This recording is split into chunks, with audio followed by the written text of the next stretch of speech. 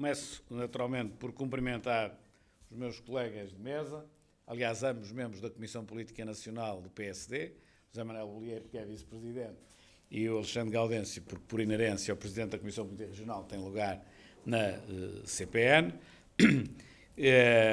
Dizer que fui autarca, como sabem, muito tempo, e tenho uma particular, enfim, apetência até por as políticas locais, e queria cumprimentar o Presidente da Câmara de Ponta Delgada, que eu penso que é um Presidente de Câmara que, à escala nacional, deve servir como exemplo da forma como gera Ponta Delgada e como gera com uma estratégia bem definida. Sabe exatamente o que quer e depois não cede aqui nem acolá. Segue o caminho que deve seguir. E é assim que deve ser, e Ponta Delgada ganha naturalmente imenso com isso. Cumprimentar também uma anterior Presidente da Câmara de Ponta Delgada, a Berta Cabral, na altura em que vai sair da Assembleia da República, e naturalmente somar mais palavras do José Manuel Bolieiro e agradecer-lhe todo o serviço prestado. E não sei se vai abrir um portão, uma porta, uma janela, mas alguma coisa se vai seguramente abrir, porque a Berta Cabral naturalmente tem ainda muita capacidade e muito para dar ao PSD e aos Açores em particular. E saudar os dois deputados, um é, o outro vai ser e o outro vai continuar a ser, não é? O nosso cabeça de lista aqui, o Paulo Muniz e o António Ventura, eu não conhecia o Paulo Muniz, conheci hoje, mas eu, antes de ser Presidente do Partido, tive essas funções na minha vida profissional, mas as mais recentes que tive, antes de ser Presidente do Partido, era numa empresa que escolhia, os grandes administradores e diretores-gerais das empresas em Portugal. E, portanto, estou habituado a avaliar as pessoas rapidamente, não digo ao primeiro impacto, mas mais ou menos rápido. E devo dizer que o contacto que hoje fomos tendo, fiquei com uma excelente impressão e tenho a certeza absoluta que vai ser um excelente deputado. Vai ser de certeza, mal fora, se não fosse, e vai ser com certeza deputado, e vai ser de certeza um excelente deputado de Portugal e dos Açores, porque efetivamente é assim mesmo, como aqui foi dito, por ambos, pelo Alexandre Gaudêncio e pelo José Manuel Bolieiro, as coisas são mesmo assim. Os deputados são deputados do país, mas são eleitos por círculos eleitorais e, portanto, compete-lhes, no quadro do seu círculo eleitoral, chegar ao Parlamento e, junto do seu próprio partido e junto, depois, do governo que for, se for do próprio partido é, se não for não é, defender naturalmente aquilo que acreditam para as suas regiões. Se nós formos aí pelos distritos todos de Portugal, querem uma estrada, querem isto, querem aquilo, e é legítimo. Depois terá de haver uma gestão de quem for governo naquilo que pode dar e naquilo que não pode dar. No que aos Açores concerne, eu tive a oportunidade de hoje contactar com estes problemas de ordem mais estrutural que o Alexandre Gaudêncio ainda agora referiu. Um deles eu já conhecia bem mais pelo lado da Madeira, que é a questão do subsídio de mobilidade, que eu penso que ele se chama, porque ouvi o Alexandre dizer, nem sei, subsídio social de mobilidade, mas é um subsídio para os residentes. Não é social, é um subsídio para os residentes. O nome é esse, mas é um subsídio para os residentes, que há também na Madeira. Ele não pode ser posto em causa de forma nenhuma, porque isso afastaria, fazia o contrário do que deve ser feito, afastaria a região autónoma do continente, mas eu estou mais preocupado com uma outra coisa, que também é um problema que se coloca na Madeira e que tem a ver com a injustiça social inerente à forma como ele funciona, porque, como o reembolso tarda, as pessoas que não têm dinheiro para avançar com o preço de mercado, enfim, não sei se é bem assim, porque o preço de mercado funciona com o mercado completamente livre e aberto, eu não sei se as coisas são exatamente assim neste capítulo. Mas pronto, vamos chamar-lhe preço de mercado, e portanto, as pessoas que não têm dinheiro para avançar, nem que depois mais tarde venham a receber, que não têm dinheiro para avançar, acabam por não poder usufruir do direito que Portugal concede aos residentes na Madeira e aos residentes nos Açores. E, portanto, eu acho que é absolutamente imperioso estabelecer essa igualdade e, portanto, As pessoas devem pagar apenas aquilo que efetivamente devem pagar e não ter que avançar dinheiro para receber mais tarde. E, portanto, nem vejo sequer uma grande dificuldade, basta haver boa vontade e isso resolve-se. Em Rabo de Peixe, que é uma freguesia famosa, entre aspas, em Portugal, pelos índices de pobreza, não é? É referido muitas vezes pelos índices de pobreza. Acho que também foi uma excelente ideia eu ir lá. Confesso, não me lembro de alguma vez ter ido lá. Penso que foi hoje a primeira vez. Tive a oportunidade de ouvir os pescadores a falarem. Aí não é muito diferente daquilo que eu posso ouvir noutros lados de Portugal, mas, efetivamente, é uma classe profissional que merece, da nossa parte, o maior dos respeitos. É uma vida muito, muito dura e que, por aquilo que eu percebi, e fico admirado, por aquilo que eles me contaram, que há aqui alguma ausência de sensibilidade para aquela profissão numa região e por parte de um governo regional, que a última coisa que devia ter era falta de sensibilidade para uma profissão nuclear aqui na região. Portanto, eu fiquei um bocado admirado com isso.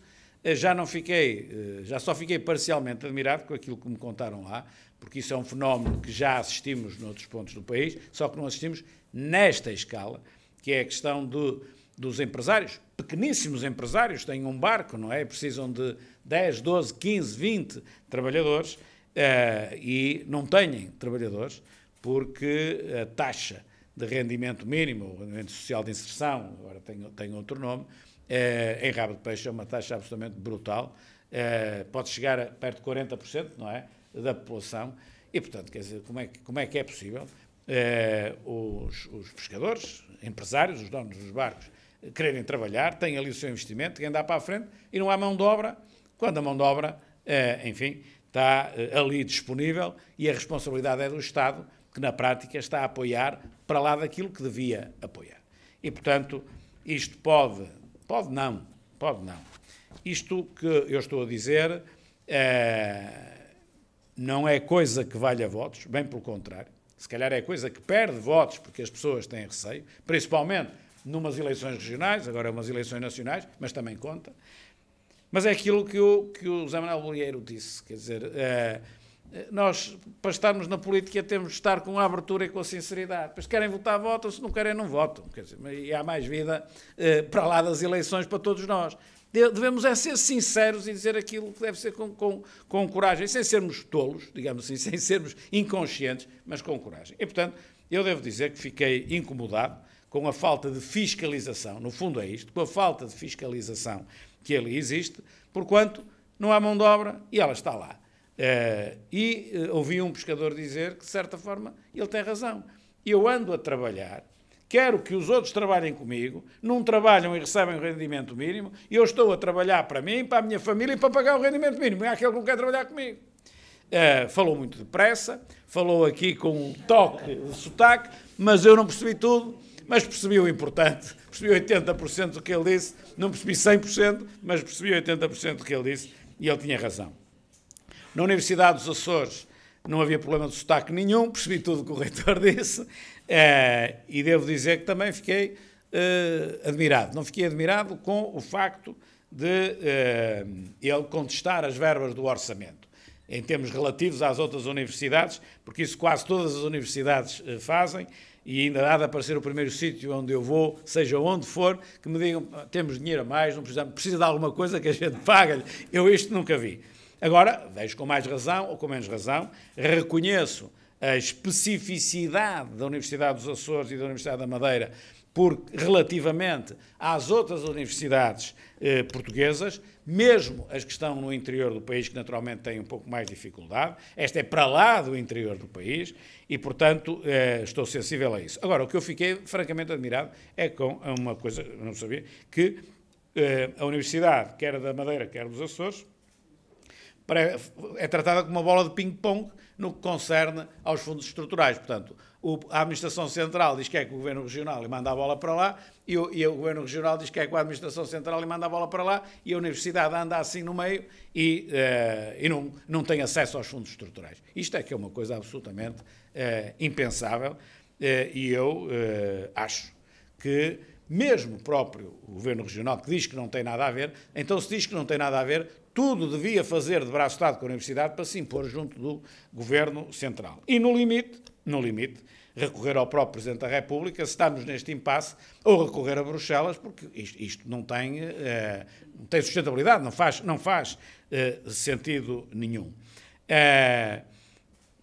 Também sou naturalmente sensível, isso já era, isso é mais do que evidente, à capacidade, não é, que os Açores têm no que concerne à gestão do mar, quer a Madeira, quer os Açores, um pouco também o Algarve, mas a Madeira e os Açores têm um know-how adquirido, um conhecimento adquirido, que os Açores devem usufruir dele, é verdade, mas Portugal, num ato de inteligência, deve também usufruir do conhecimento adquirido onde ele mais existe.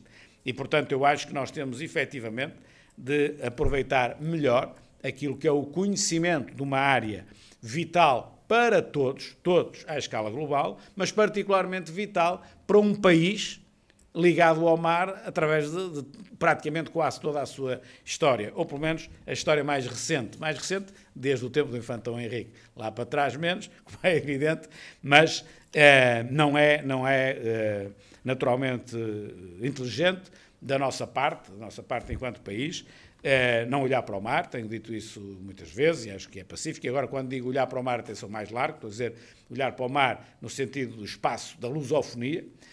Portanto, estou a ir agora para o Atlântico abaixo e aproveitar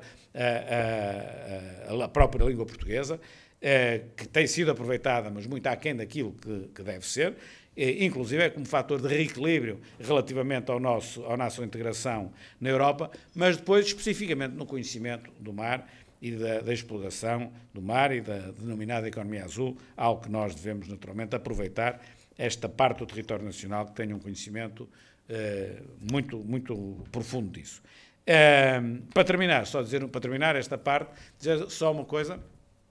Hoje perguntou-me um jornalista, pouca coisa no programa do partido, sobre o qual agora vou falar, sobre os Açores. Está naturalmente pouca coisa sobre os Açores e pouca coisa sobre a Madeira. Está lá uma declaração, digamos, de empenho e de confiança nas autonomias e mais alguma coisa, mas exatamente por serem autonomias, compete justamente aos locais definirem as suas políticas e não vir cá por cima agora nós impormos isto ou impormos aquilo, tem de ser sempre em diálogo. Eu acho que penso que os outros partidos terão feito o mesmo, seria despropositado virmos agora aqui explicar como é que se devia fazer ou deixa de fazer, mesmo no que concerne à escala nacional. E naquilo que são funções nacionais, os Açores ou a Madeira revêem-se no que nós dissemos sobre a justiça, sobre a segurança, sobre a defesa nacional, sobre as políticas de caráter nacional, as funções de soberania. Eu propunha-me, de uma forma relativamente sintética, ou seja, para não vos maçar muito, abordar agora aquilo que são, na nossa ótica, as principais prioridades que estão no programa do partido e as principais ideias que estão no programa do partido. Todas as ideias que lá estão são obviamente relevantes, só que naturalmente nós temos de sublinhar mais umas do que outras. E nesse sublinhar da maior importância, e com isto também ajudar os militantes do PSD e, naturalmente, os candidatos, fundamentalmente os candidatos, mas também todos os militantes do PSD, havendo um melhor entendimento e conhecimento daquilo que nós nos propomos fazer, seguramente também estão mais capazes de difundir a mensagem e de conversar com as pessoas das suas relações, no sentido de explicar a vantagem de mudarmos a liderança do governo a partir de 2 a 1 mês, mais ou menos. A eleição é 6, hoje estamos a 7, hoje é o primeiro dia do resto da nossa vida, relativamente às eleições de 6 de outubro. E eu tive a oportunidade, ontem, na apresentação oficial do programa do partido, de sublinhar 4 áreas fundamentais em termos de estratégia nacional: a economia, a saúde, o ambiente e as reformas estruturais. A economia, porquê? A economia, porque sem a economia, sem o crescimento económico, sem mais riqueza, tudo o resto é muito mais difícil e parte desse resto completamente impossível. Em segundo lugar, a saúde, porquê? Porque a saúde é talvez a maior desgraça da governação do Partido Socialista.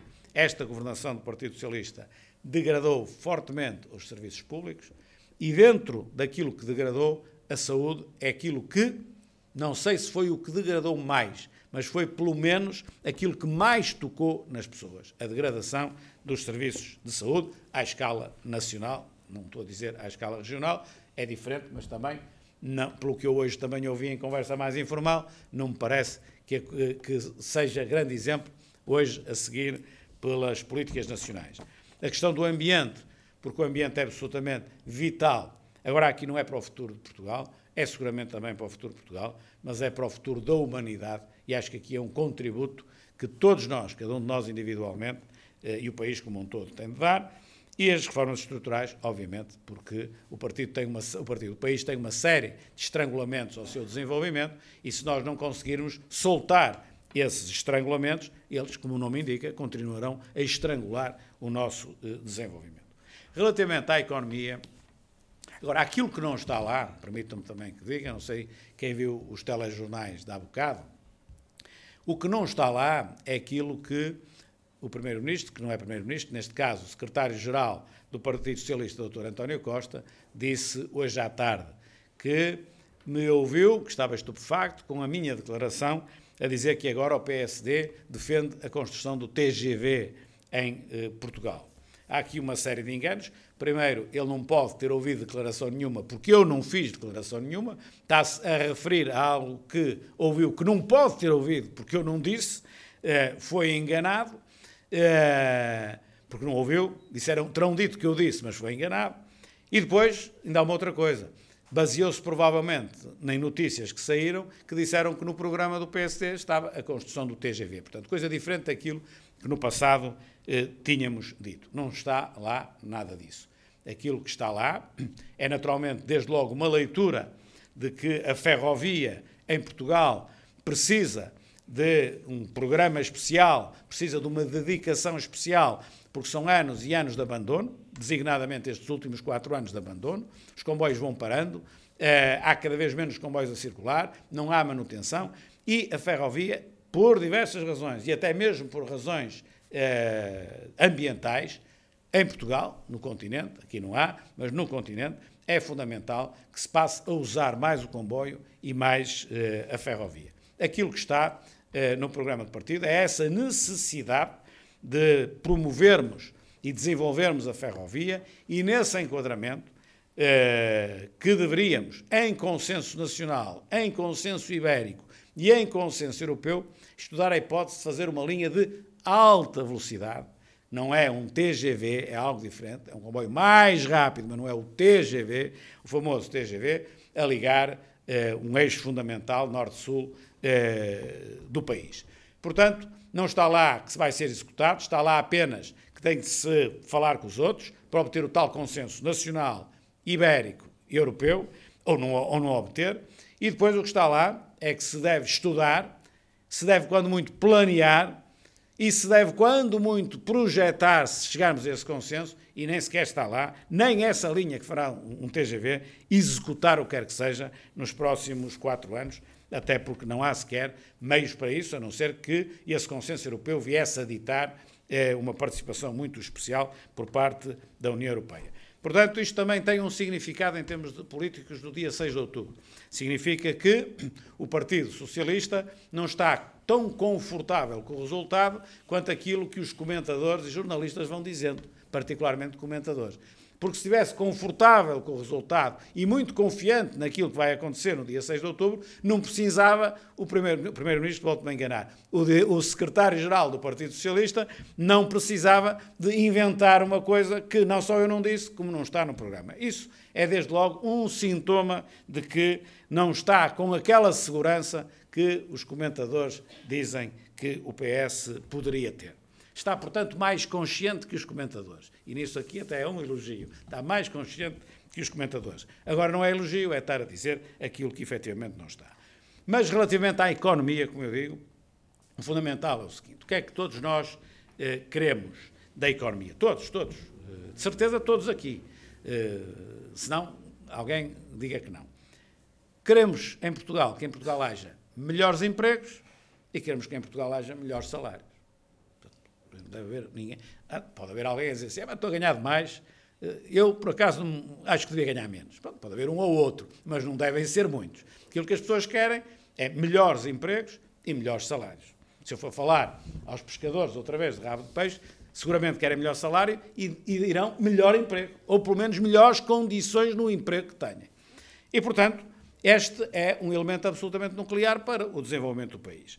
Nós fizemos um quadro macroeconómico, bem feito, com base naquilo que é o Conselho das Finanças Públicas, portanto, uma coisa independente, não pegámos nos números e não pusemos os números que nos davam jeito, não partimos do fim para o princípio, a dizer, eu quero baixar os impostos, o que é que eu tenho de pôr na economia para conseguir fazer isso? Não, senhor, pegamos no quadro macroeconómico do Conselho de Finanças Públicas e depois aplicamos lá apenas uma outra política que deve produzir determinado efeito, que é justamente conseguir uma melhor competitividade da economia portuguesa e um melhor crescimento.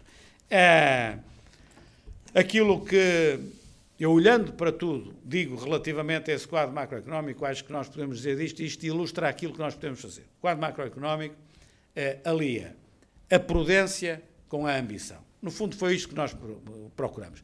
Ter ambição, porque se não tivermos ambição, enfim, ninguém vota num partido que não tem ambição de fazer melhor. Ambição, mas com prudência, com aquilo que é possível fazer-se.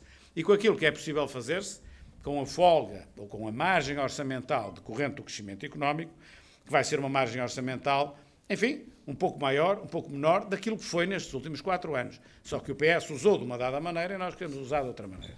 A forma como nós queremos usar é reduzir os impostos, dedicar 25% dessa margem orçamental à redução dos impostos, 25% ao aumento do investimento público e 50% ao aumento moderado da despesa corrente, que não chega a ser bem 50%, é um bocadinho menos, para as contas nacionais poderem ter superávit em cenário de crescimento económico. A despesa corrente vai crescer, está projetado crescer 2% ao ano.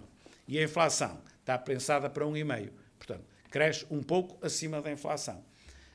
Isto obriga o partido, ganhando as eleições para o governo, a ser muito rigoroso na gestão do crescimento da despesa corrente. Na gestão da despesa corrente. Mas, dito melhor, na gestão do crescimento. Ela vai crescer. Nós somos conscientes. Ela vai crescer. Mas, no fim, o seu peso no produto deverá baixar relativamente àquilo que é agora. Portanto, aquilo que nós queremos é que o peso da despesa baixe no produto, mas que o produto, portanto, cresça mais que a própria despesa. Mas a despesa vai crescer, porque se a despesa não crescesse, nós não podíamos dar aumentos salariais, nós não podíamos fazer nada. Então, obviamente que, a não ser que apertássemos tal ordem de outros lados, que tivéssemos, então, depois, folga para isso. Na redução da carga fiscal, aquilo que nós pretendemos é dividir isso em 50-50, se me permitem o termo. Metade para as empresas e metade para as famílias. O Partido Socialista, o Bloco de Esquerda, o Partido Comunista nunca fariam isto. Se reduzissem, que não reduzem, até assumem que não vão reduzir, e eu pergunto até se é que não irão subir, mas diriam sempre para as pessoas.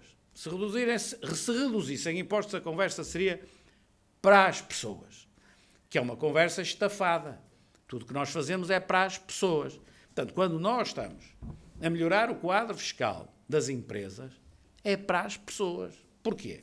Porque são as empresas que criam ou não esses melhores empregos e esses melhores salários. Se eu não der condições às empresas para fazerem isso, então o que é dar às pessoas? É dar às pessoas o que não tenho? Eu quero dar às pessoas o que tenho. E para dar às pessoas o que tenho, eu tenho primeiro de dar às entidades que criam emprego e pagam estes salários. Eu tenho dito que até os salários da função pública têm a ver com o desempenho das empresas. Porque se o desempenho das empresas for fraco, é fraca a receita fiscal, é fraca a economia, fica o Estado mais fraco também. Portanto, o Estado, para ter mais dinheiro, para também poder pagar melhor aos funcionários públicos, tem de ter mais receita fiscal que deriva do crescimento económico que é feito pelas empresas. Portanto, as empresas, as pequenas e médias empresas, todas, mas particularmente no nosso tecido empresarial, as pequenas e médias empresas, são o elemento nuclear para no futuro ficarmos melhor. Por isso é que nós temos dito, e eu tenho dito, que o PS governa para o presente e nós devemos governar para o futuro. Governar para o futuro é justamente apostar no investimento, seja no investimento económico ou no investimento em termos de conceito alargado, investir no futuro, para no futuro podermos garantir uma vida melhor a todos. temos de olhar para o presente e, por isso, também dedicamos metade dessa redução às famílias. Portanto, baixará o IRS até 1.200 milhões de euros, através dos escalões intermédios, para reforçar a classe média, as despesas de educação, contarem um pouco mais, incentivos à poupança, que está fraquíssima em Portugal. Para tudo isto, há 1.200 milhões de euros. Pronto. Se o crescimento económico for este, para tudo isto há 1.200 milhões de euros. Nem há mais, nem há menos. Depois, o que é que vai mais para os escalões, mais para as despesas de educação? Logo vemos da forma como equilibramos este fator. Mas tem aqui esse elemento. 1.200 milhões de euros é o que existe em 2023, isto em contas de 2023, para a redução do IRS para as pessoas. E também a redução do IVA, eu não sei se aqui nos Açores, sinceramente, aqui não sei, é capaz de não ser igual. O IVA é pago a 23% no gás e eletricidade, eu penso que aqui é menos, não é? 30%. Pronto. Mas aquilo que nós nos propomos é pegar no IVA e trazê-lo de 23%, da taxa máxima para a taxa mínima, 6%. Isto significa que a fatura do consumidor, cada um de nós em casa, terá uma redução de 14% da fatura de gás e de eletricidade. Bom, parece muita coisa, não é? Fatura de gás e de eletricidade, tantos portugueses, a baixar 14%, sim, é bastante. Já dá uma ajuda. Pronto, isto no orçamento vale 500 milhões de euros. As contas estão feitas, vale 500 milhões de euros. Portanto, pode-se fazer isto. Ou então, se não fizermos isto, sobram 500 milhões de euros por ano. São estas as contas que nós vamos fazendo. E, portanto, para não vos maçar mais com a economia, mas aqui dei aqui um toque maior, é para perceberem que no nosso programa e naquilo que é a nossa ação, a economia é absolutamente vital, porque é a partir da economia que nós temos ou não temos recursos para melhorar tudo mais, a começar pela saúde, que há bocado referi, e que é o elemento que agora também vou evidenciar. Nós temos, como disse, uma degradação brutal dos serviços públicos em Portugal. Aquilo que aconteceu, e é o que se deve fazer, a comparação que se deve fazer é esta. Em 2015, este governo tomou posse. Nós estamos em 2019, passaram-se 4 anos, a pergunta é, está melhor ou está pior? Está muito pior. Não, vale a pena dizer que tempos houve em que ainda estava pior. Nesse limite, vamos até a Dom Afonso Henriques, onde nem havia Serviço Nacional de Saúde. Obviamente que já esteve muito pior. Mas não é assim que se medem as coisas. O que se medem é assim. Este governo, quando tomou posse, encontrou numa dada situação, pôs melhor ou pôs pior? Pôs pior, pôs muito pior. E a saúde, os serviços públicos do mundo todo, e particularmente a saúde. E, portanto, nós, em Portugal, na saúde, no fundo, não cumprimos a Constituição da República Portuguesa. Esta é que é a questão de fundo. O que é que diz a Constituição da República Portuguesa? Que a saúde deve ser de acesso a todos e tendencialmente gratuito. E, portanto, nós já nem estamos no tendencialmente gratuito. No acesso a todos. Não há acesso a todos. Há, em Portugal, 2,7 milhões de apólices de seguro de saúde. Não sei ao certo quantas pessoas isso representa, mas representará aí qualquer coisa, como perto de 2 milhões de pessoas. A esses, porque há pessoas que têm 2 seguros de saúde, não é? A esses temos de somar os da ADSE, não é? E todos estes, depois, quando precisam do serviço de saúde, tendem a ir ao privado. Porquê? Porque no público não são atendidos da forma como querem e como gostariam de ser atendidos. Estes seguros de saúde, a existência desta dimensão enorme de seguros de saúde, é a resposta que as pessoas dão ao não cumprimento da Constituição da República Portuguesa. O tal acesso que não está garantido. Pois, aquilo que nós pretendemos é justamente caminhar para o cumprimento da Constituição da República através do acesso real das pessoas aos serviços públicos de saúde. Por isso nós temos de melhorar muito a gestão dos hospitais e não podemos, há muito desperdício nos hospitais. Isto que eu vou dizer não é científico, não são 3, 4, 5, 6 estudos que se possam apresentar e dizer é este o número, mas de todas as pessoas com que eu falo, médicos, enfermeiros fundamentalmente, do Serviço Nacional de Saúde, todos me dizem que não ficariam chocados se, havendo um estudo a sério, se dissesse que na prática há cerca de 20% de desperdício no Serviço Nacional de Saúde. Não sei se há 20%, mas isto é o que as pessoas vão dizendo. O que eu quero dizer com isto é que há uma margem muito grande para melhorar a eficácia e eficiência, ou seja, com o dinheiro disponível, fazer substancialmente melhor. E por isso, os hospitais públicos têm de ser geridos como se gera. Eu paro sempre antes de dizer isto, fico com medo que as pessoas se choquem com isto, não há que chocar. Como se gera uma empresa. Só que há empresas que fabricam microfones, outras fabricam papel, outras fabricam mesas. Esta não fabrica nada disso. Um hospital, a sua produção é dar saúde às pessoas, ou tirar a doença das pessoas. E, portanto, têm de ser também eficazes na qualidade e na quantidade. Por isso também devemos ter objetivos no quadro do Serviço Nacional de Saúde. Determinado hospital, com as condições em que trabalha, tem a obrigação de atingir determinados objetivos.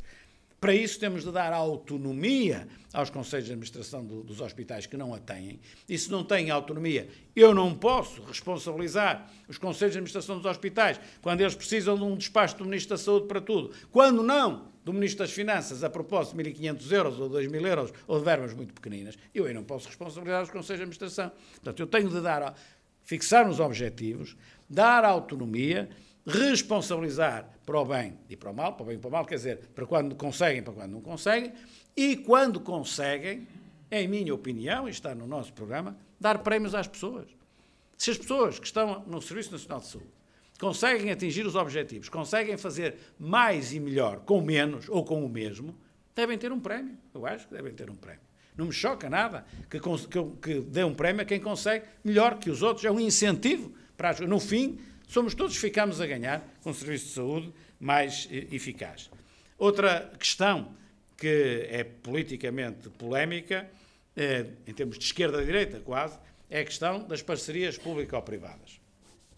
Parcerias público-privadas significa o seguinte,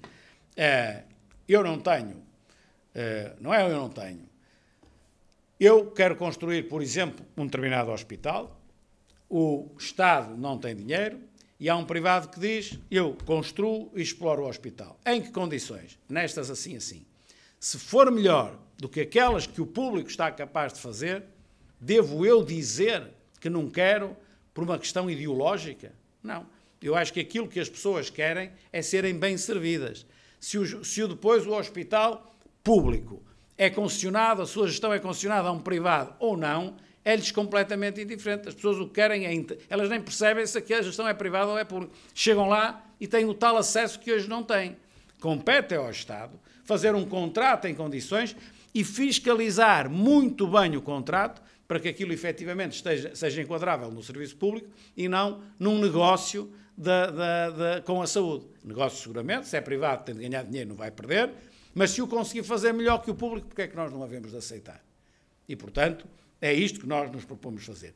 Serviço Nacional de Saúde, eminentemente público, mas, efetivamente, com complemento dos privados e do setor social na ajuda a conseguirmos uma coisa que é o cumprimento da Constituição da República e as pessoas terem, efetivamente, acesso.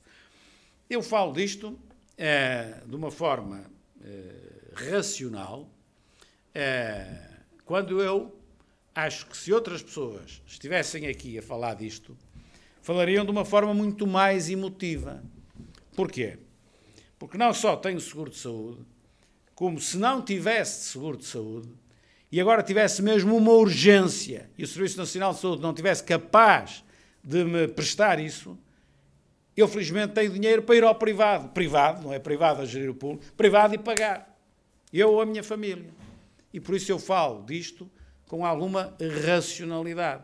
Ou seja, falta-me aqui, digamos assim, a carga emotiva que deve haver nas pessoas que não têm esta possibilidade que eu tenho, que nem têm o seguro, nem têm meios, e ficam à espera de uma operação urgente 1 mês, 2, 3, 4, 5, 6, 7, 8, 9, 10 meses.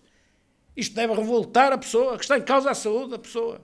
E, portanto, isso digo eu, que muitos portugueses, infelizmente, se estivessem neste microfone, diriam isto que eu estou a dizer com uma carga emotiva muito maior, porque eles é que sofrem, os que não têm recursos é que sofrem. Sofremos todos, naturalmente, porque se pago os meus impostos também deveria ter direito, mas do mal ou menos resolve o problema. Agora, quem não tem o dinheiro para resolver é realmente absolutamente dramático. E as suas famílias, a verem a pessoa que precisa ali à espera e sem ter tempo de espera, porque a doença pode não permitir o tempo, ou então permite o tempo, mas a pessoa está ali a sofrer, o que também é tudo menos agradável. E por isso não vou prolongar mais nestas questões, senão demoramos muito tempo, mas temos uma série de propostas para a saúde, nestes termos, das quais a última, que no fundo é a primeira, tem a ver com a prevenção da doença. Ou seja, aquilo que nós queremos, mais do que o Ministério da Saúde nos livrar de uma doença, aquilo que nós gostaríamos era que o Ministério da Saúde nos livrasse de ter a doença. Para isso, é preciso que o Ministério da Saúde deixe de ser o que é. Hoje, o Ministério da Saúde é o Ministério da Doença. Hoje, o Ministério da Saúde é o Ministério da Doença. Precisamos do Ministério da Saúde quando estamos doentes. E então vamos a um centro de saúde, vamos a um hospital, vamos a um sítio qualquer do Ministério da Saúde, porque estamos doentes. E queremos que nos tirem a doença. Mas melhor é nem irmos lá porque não ficamos doentes.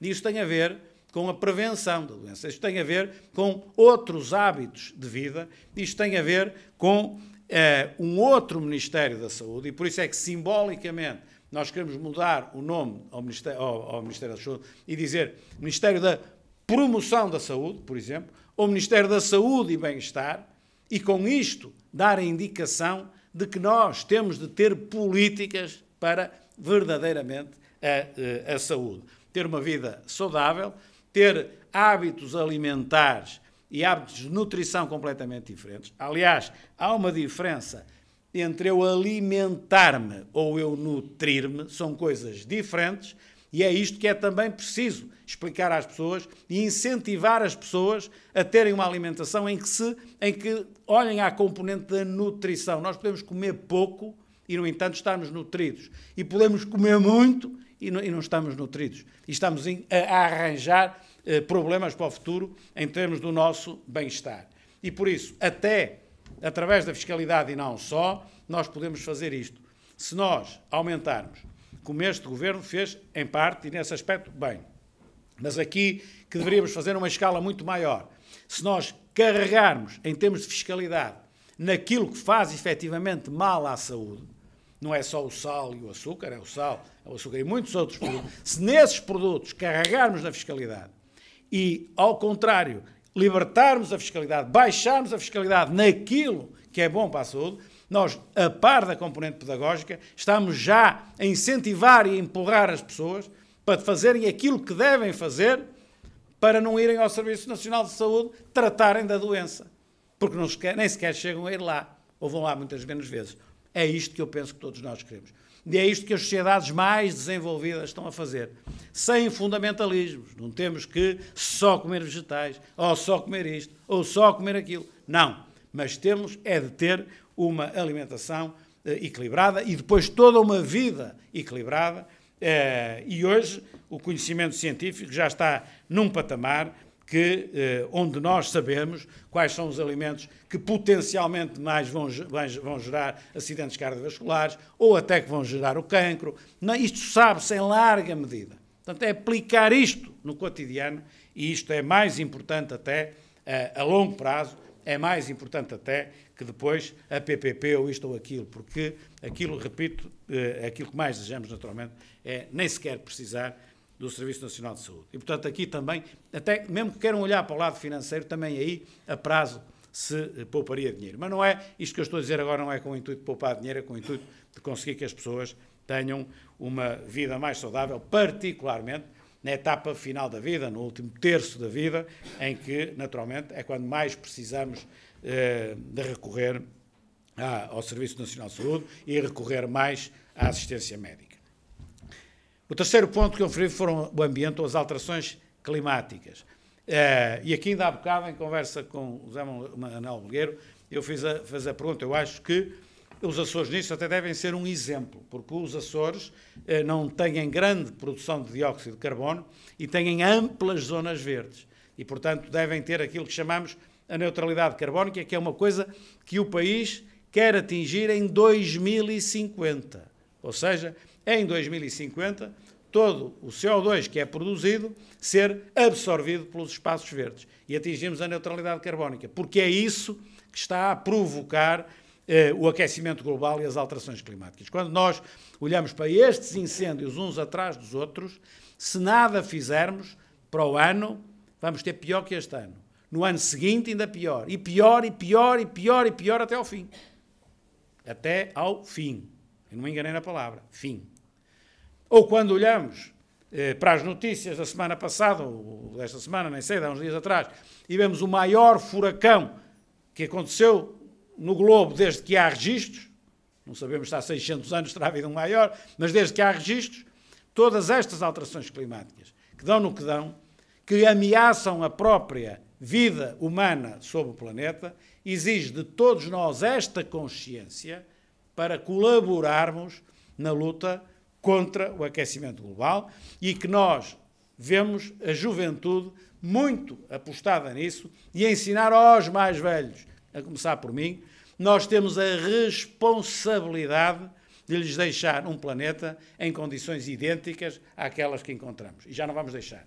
Portanto, aquilo que nós temos a fazer é as políticas certas para baixar a emissão de dióxido de carbono e as políticas certas para aumentar a captação de dióxido de carbónico no sentido de atingir a tal neutralidade carbónica que eu penso que aqui está atingido. Só que os Açores são, à escala global, o quê? 0,00000000001. E Portugal, à escala global, é 0,0000001. Um bocadinho mais cedo que os Açores, não é? E eu, à escala global, 0,000, e para lá dos Açores, 0,1. Mas todos temos a obrigação de ter o comportamento adequado a evitar estas catástrofes e a evitar, portanto, as emissões de CO2. Todos nós. E, portanto, se Portugal é pequeno e o principal responsável à escala global é a China, por exemplo, que comparado connosco, enfim, é um colosso, nós temos de cumprir a nossa parte. Cada um de nós. Portugal tem de cumprir a sua parte. E à escala global, Portugal tem de se juntar aos lobbies que exigem dos principais poluidores que deixem de poluir. Eu acho que isto é absolutamente vital. Eu não sei se isto traz votos. Talvez junto à juventude, que olha alguma simpatia. Mas isto está na tradição do Partido Social Democrata, porque agora há novos partidos e tal a falar muito do ambiente. Mas quem trouxe o tema do ambiente em força para Portugal foi o Partido Social Democrata. Eu não me esqueço que o Carlos Pimenta, da Juventude Social Democrata, quando eu era da Juventude Social Democrata, e o Carlos Pimenta também, ele é mais velho que eu, 2 ou 3 anos só, o Carlos Pimenta, ainda militante da JST, foi secretário de Estado do Ambiente.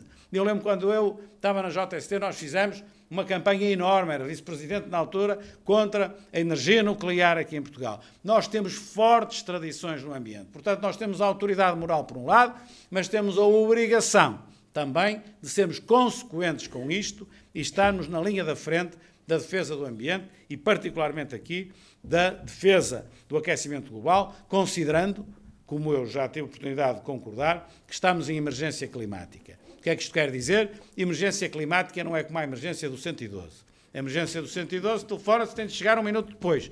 E se não chega 1 minuto depois, já estamos todos nervosos porque tem de chegar. Não, não é essa a emergência. A emergência, porque tudo aquilo que nós agora não fizermos, temos a certeza absoluta que vai cair em cima das gerações futuras de uma forma brutal. Brutal. E por isso, no nosso programa, nós temos diversas medidas para isso, a promoção das energias renováveis, promoção de energias renováveis sem negócios laterais. Isto não é para as empresas gigantes da nossa economia ganharem dinheiro indevidamente com rendas excessivas, rendas para lá daquilo que seja uma taxa de rendibilidade equilibrada, mas temos de apostar nas energias renováveis, assim como à escala. É um elemento muito, muito importante. Portugal e a Espanha têm de se empenhar outra vez e forte na negociação da passagem nos Pirineus, porque nós, por exemplo, nas eólicas, que produzem energia com o vento, se houver muito vento à noite, a energia perde-se quase toda, porque estamos a consumir pouca energia e a produzir muita energia. Ela não é armazenável, perde-se. Se nós tivermos a ligação à Europa, nós estamos a exportá-la para a Europa. É absolutamente vital para a sustentabilidade do negócio, digamos assim, pronto, agora visto na ótica do negócio em Portugal, e para a recuperação do investimento. Por outro lado, temos de ter também medidas para a captação ou captura desse CO2, que na prática é a criação de espaços verdes, que através da fotossíntese queima, digamos assim, absorve o CO2 e produz oxigênio. E por isso nós temos de ter a sério um Plano Nacional de Ordenamento e Produção Florestal, que é coisa que não temos, e vamos ter de ter regras mais apertadas e imperativas para os municípios para nós aumentarmos os espaços verdes nos municípios e até a própria arborização urbana. Portanto, pegar nos PDMs e obrigar nos grandes centros urbanos a haver mais espaços verdes e não ceder, como há tanta tendência para ceder, ele não cede, eu também não cedia, mas tanta tendência para ceder aos interesses depois para construir mais e mais e mais, basta. Porque uma coisa é o crescimento, como eu digo muitas vezes, outra coisa é o desenvolvimento. Há situações em que sem crescimento não há desenvolvimento. Aqui talvez nos Açores. Mas há situações em que o crescimento é inimigo do desenvolvimento, atrasa o desenvolvimento. E por isso nós temos de saber fazer este equilíbrio. O último capítulo são as reformas estruturais, aquilo que eu elegi. O programa tem muito mais coisas. E aqui há 4 reformas que eu considero vitais. A descentralização, já aqui foi referida, que no continente confundem descentralização com as autonomias regionais, não tem nada a ver uma coisa com a outra, ninguém defende em circunstância nenhuma que haja governos autónomos do Norte, ou do Alentejo, ou do Algarve, ninguém está a falar disso em Portugal, quando falamos de descentralização.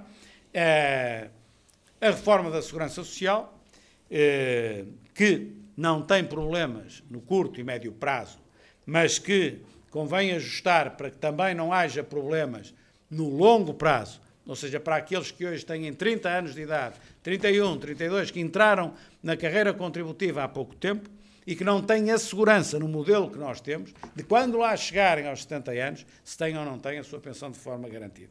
E nós temos de conseguir o melhor possível para eles.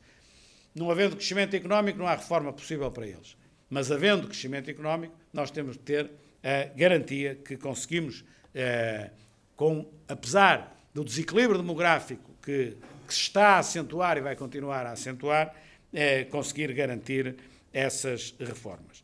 E depois a questão da justiça e do sistema político. A justiça, nós precisamos que a justiça tenha, acima de tudo, mais transparência, mais democratização e mais independência no seu funcionamento. Nós ouvimos falar muito de justiça, mas a verdade é que nós vemos sentenças em praça pública, costumam dizer, julgamentos em praça pública não são admissíveis. Mas é pior que julgamentos. Nós temos, em praça pública, nós temos sentenças. Ou seja, a pessoa que é julgada em praça pública é automaticamente condenada e nunca mais recupera a sua vida, nem que seja inocente verdadeiramente. Portanto, aquilo que nós precisamos é que a justiça efetivamente atue e faça os julgamentos e as condenações que tiver que fazer nos tribunais. Não é nas tabacarias. As tabacarias não foram feitas para fazer julgamentos nem ditar sentenças. E os ecrãs de televisão também não foram feitos para fazer julgamentos e ditar sentenças. São coisas diferentes. Tabacaria porquê? Porque nós passamos na tabacaria, está lá o jornal pendurado, nós olhamos para a primeira página e lemos a sentença. Isto não é um Estado democrático. Não é? Não é um Estado de Direito e não é um Estado sequer democrático. Não é? Portanto, nós temos de conseguir que a justiça, efetivamente, faça o que lhe compete, de forma transparente, democrática, independente, com eficácia, com celeridade, nos tribunais. Nos tribunais. E depois há erros judiciais. Claro que há, mas aí o que é que a gente há de fazer? Pois aí os tribunais é que são soberanos sobre essa matéria. E, portanto, nós temos vindo a defender, e está lá no programa, uma coisa que Nem toda a gente consegue entender, porque não domina estas coisas com facilidade, estas coisas da justiça, mas a composição daquilo que são os conselhos superiores na justiça deve ser uma composição mais democrática e mais transparente daquilo que é. Hoje, no Conselho Superior do Ministério Público, por exemplo, a sua composição é constituída por uma larguíssima maioria de magistrados, que na prática são juízes, entre aspas, em causa própria.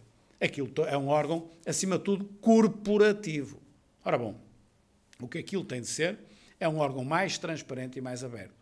E por isso nós defendemos que essa composição deve ter uma maioria de não magistrados, de pessoas que, não sendo magistrados, neste caso do Ministério Público, ali possam, de uma forma livre e transparente, apreciar o que lá se faz, designadamente a colocação, a avaliação de juízes, etc. Ninguém lá dá sentenças. Por isso também defendemos que possam e devem pertencer ao Conselho Superior do Ministério Público e da magistratura também, pessoas de fora das próprias funções jurídicas. Mas porquê é que um professor, uma pessoa conceituada da engenharia, da sociologia, da biologia, da economia, seja onde for, porquê é que não há de pertencer? Bom, no limite eu também então podia dizer, então para a Assembleia da República são advogados, pode ir lá mais ninguém, só advogados, ninguém lá mais entra. Não, o Conselho Superior do Ministério Público não tem que ter, as pessoas não têm que ter, obviamente tem de lá ter as pessoas de direito, com certeza, e em maioria, com certeza. Mas se tiver lá alguém de fora do sistema, se tiver as pessoas, aparecem com um arejamento completamente diferente e, acima de tudo, o que se evita é o corporativismo. Portanto, deve ter uma maioria de não magistrados. Os elementos a indicar para lá não podem ser só pelo lado dos magistrados e pelo lado da Assembleia da República. Tem de haver outras instituições também a indicar, desde logo o Presidente da República. Deve ser aberto à função não judicial e não deve poder pertencer ninguém que tenha desempenhado um cargo político que esteja no tempo imediatamente anterior. Por exemplo, nos últimos 3 anos, nos últimos 5 anos, tenha desempenhado um cargo político. Eu penso que com isto nós conseguimos, no que concerne ao Ministério Público, uma fiscalização, uma apreciação e uma avaliação muito mais democrática, muito mais independente, porque o juiz, neste caso é o magistrado do Ministério Público, mas no Conselho Superior da Magistratura é o juiz, exerce o poder em nome do povo, exerce a justiça em nome do povo. Então é bom que o povo lá esteja e não esteja só aquilo muito fechadinho, muito enquistado, a tratar só daquilo que é a visão corporativa do sistema. E por isso nós entendemos, e aliás eu acho que isto já vem tarde, isto devia ter sido feito no dia 26 de abril de 1974, estou a dizer em sentido figurado naturalmente, já vem tarde, mas acho que é algo que nós temos de fazer.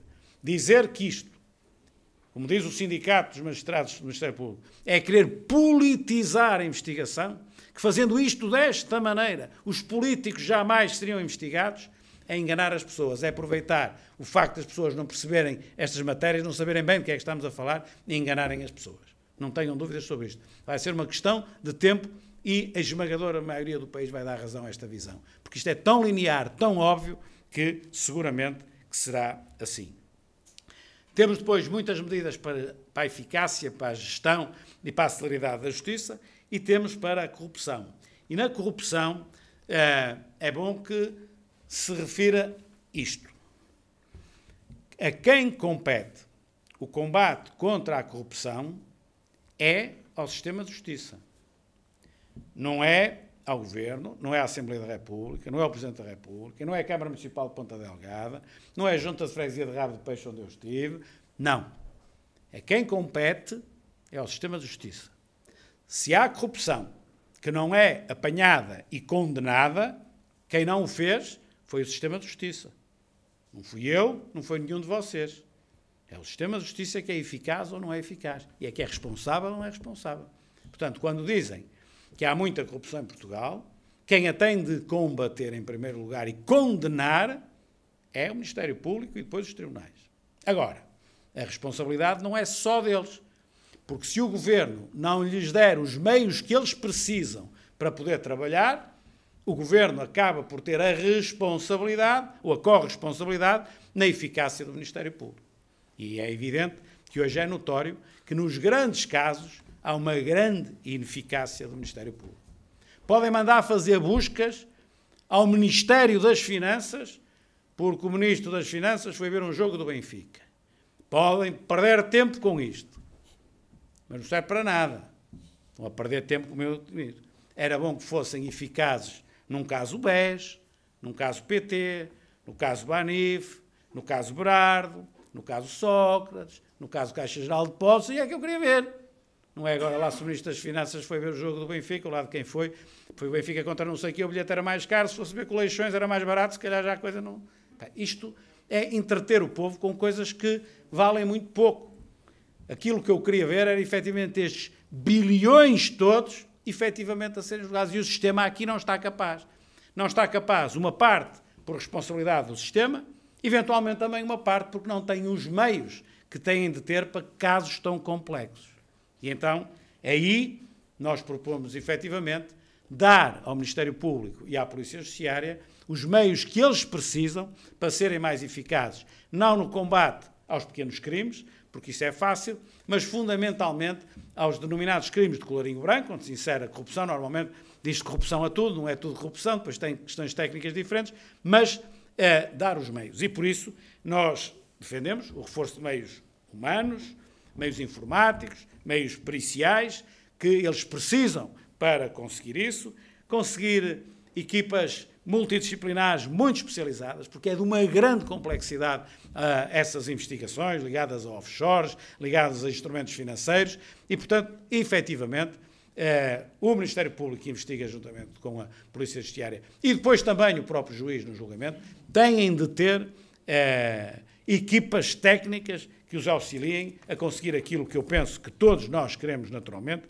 que é justamente um combate eficaz à corrupção, que pode não haver tanta quanto se diz, mas todos temos consciência que há muita, e muita é demais, e mesmo que fosse pouca também era demais. E, portanto, temos de fazer, efetivamente, o combate. Sem demagogias, sem utilizar isso para os combates políticos, que muitas vezes vemos através dessas fugas de informação, que são crimes, violações do segredo de justiça, com intenções ou comerciais por parte da comunicação social, ou com intenções políticas por parte de outros, sem isso, mas um combate sério à corrupção, que é isso que o país precisa. A terminar, a última reforma é o sistema político.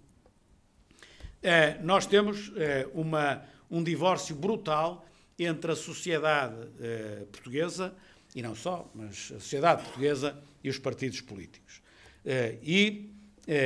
A seguir a isso, entre a sociedade portuguesa e o sistema político, mas aí os partidos têm uma grande responsabilidade.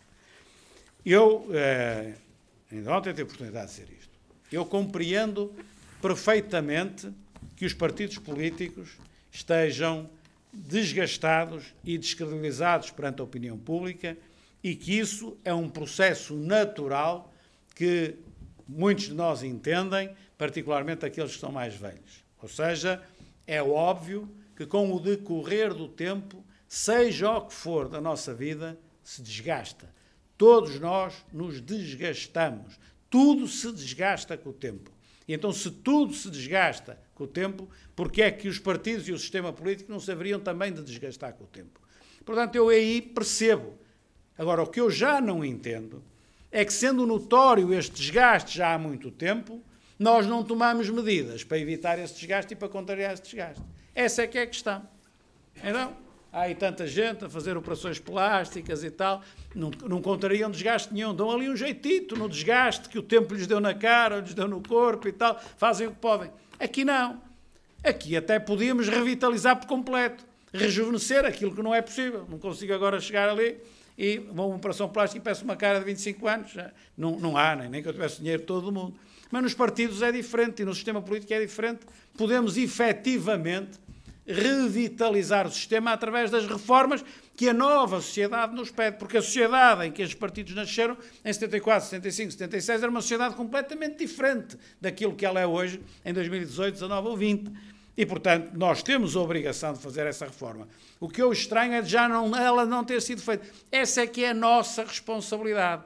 Ter deixado de degradar o sistema a este ponto. Porque era lógico que ele se ia degradar, porque é da natureza da vida. E, portanto, quando em 1976 puseram na Constituição e depois na lei que os deputados são eleitos pelos círculos, pelos distritos, as pessoas estavam certas. Aliás, a própria eleição da Assembleia Constituinte em 75 já tinha sido também por distritos.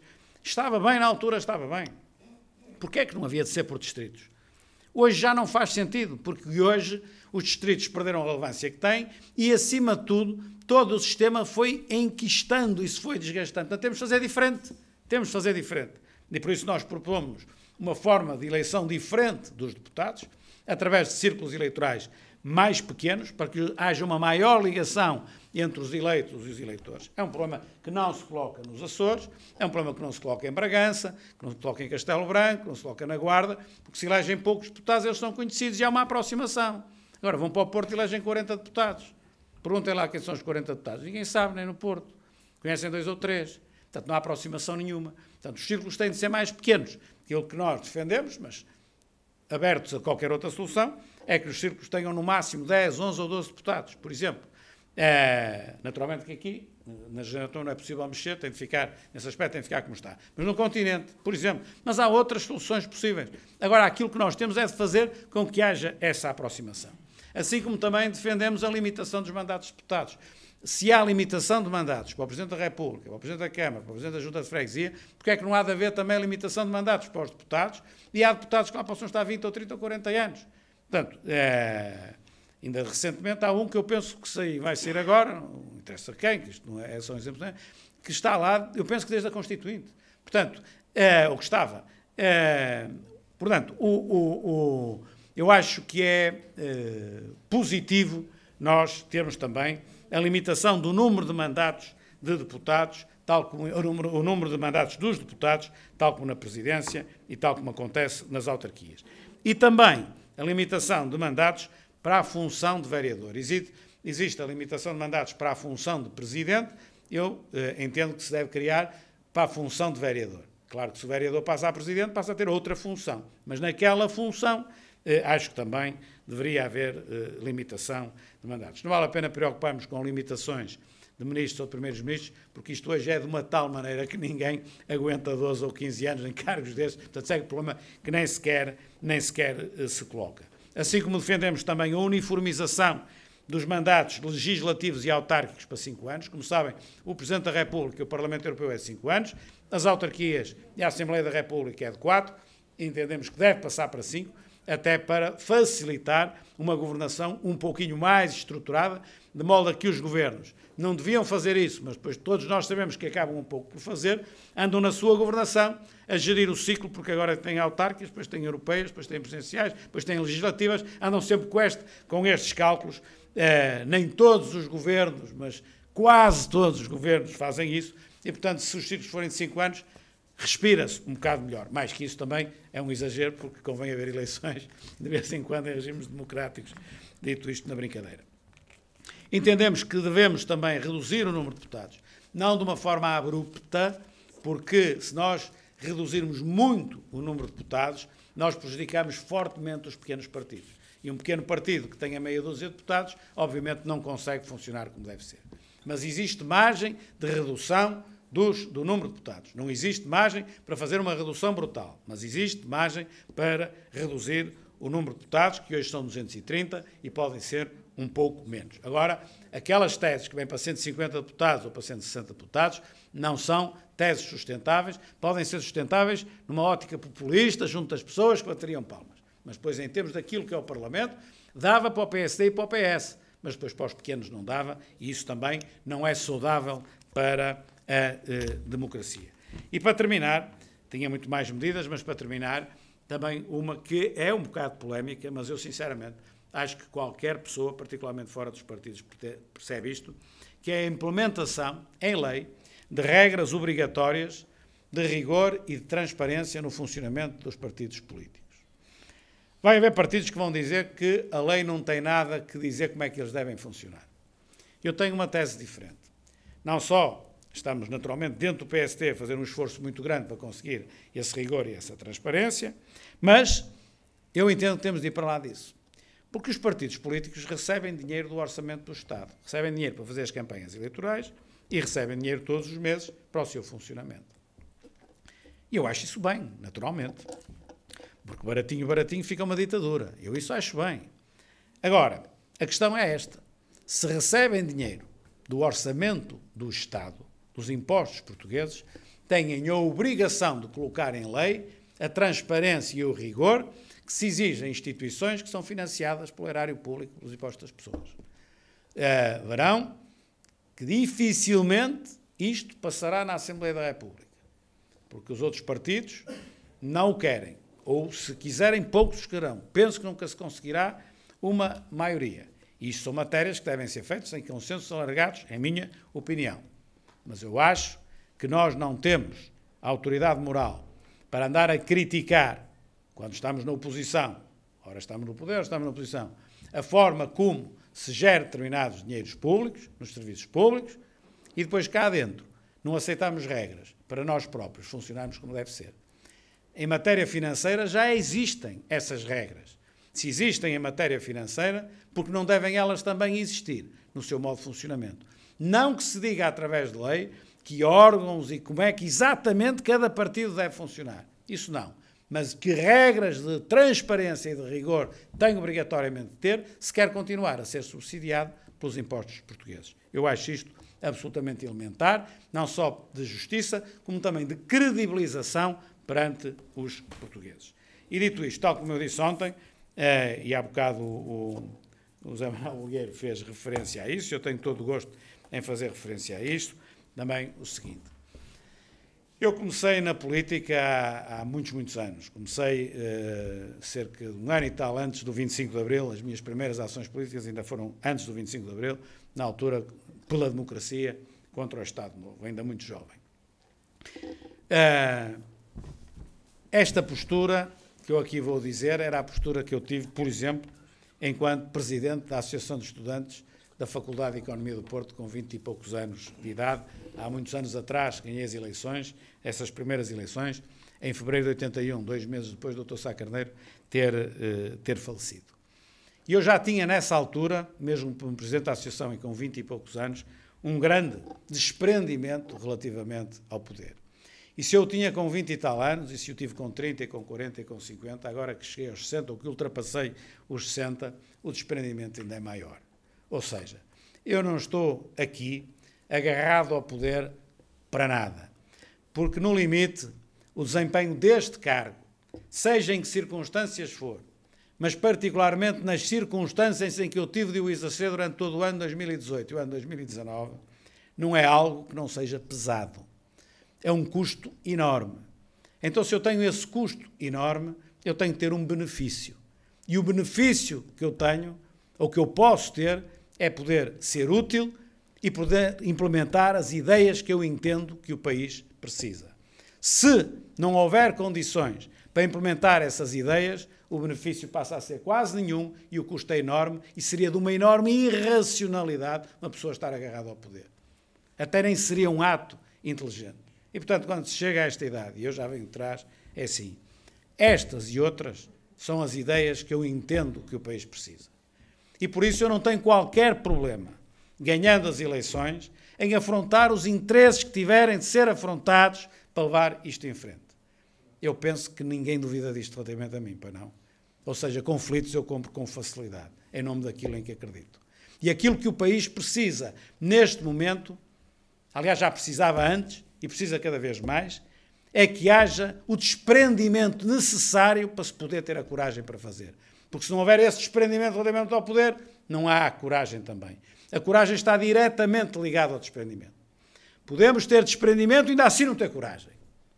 Eu tenho desprendimento e tenho a coragem. E como costumo dizer, se calhar até tenho demais. Mas agora também com 60 anos já não vou, se tenho demais já não vou mudar. Fico com ela assim demais.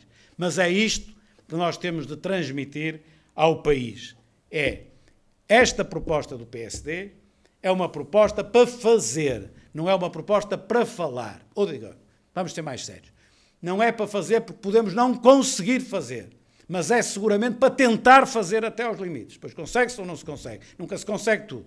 Mas aquilo que o país precisa neste momento é efetivamente de um conjunto de reformas que acabem com os estrangulamentos que temos, que estão enquistados há muitos anos e que não há a coragem de deitar abaixo. E nós temos de ter essa coragem.